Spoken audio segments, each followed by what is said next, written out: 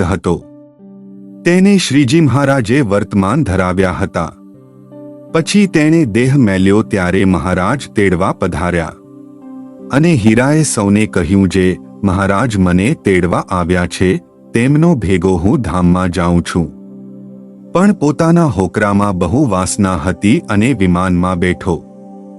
પછી મહારાજે તેને પૂછ્યું, જે હીરા, તારે કાંઈ વાસના છે? ત્યારે હીરો કહે, મહારાજ, જીણિયાને પરણાવવો છે. તે સાંભળી મહારાજે તરત તેને વિમાનમાંથી હેઠે નાખ્યો અને દેહ બાંધ્યું હતું તે સળવળ્યું એટલે તેને છોડી નાખ્યું અને જાગ્રત થયો. પછી સૌએ પૂછ્યું કે મહારાજ તને તેડવા આવ્યા હતા ને?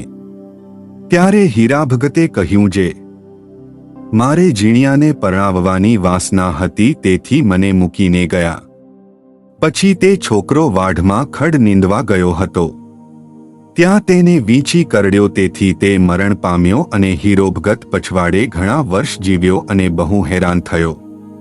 પછી વિહારીલાલજી મહારાજ ત્યાં પધાર્યા હતા. તેમની પ્રાર્થના કરીને કહ્યું, જે તમે મહારાજને કહો એટલે મને તેડી જાય. પછી વિહારીલાલજી મહારાજે કહ્યું, જે જાઓ, તમને હવે શ્રીજી મહારાજ ધામમાં તેડી જશે. પછી તેના અંત સમયે શ્રીજી મહારાજ તેને તેડી ગયા. જય સ્વામિનારાયણ.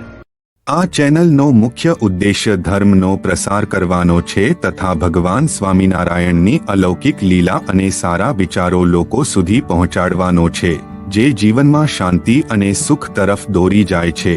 આ ચેનલ પરથી જે પણ ધનરાશિ પ્રાપ્ત થશે તેમનો ઉપયોગ સમાજ સેવા, ગૌસેવા તેમજ લોક ઉપયોગી કાર્યોમાં થશે. ચેનલ સહજાનંદ ગાથા સબસ્ક્રાઇબ કરો, વિડિયો લાઇક કરો અને હા, તમારા મિત્રો સાથે શેર કરો.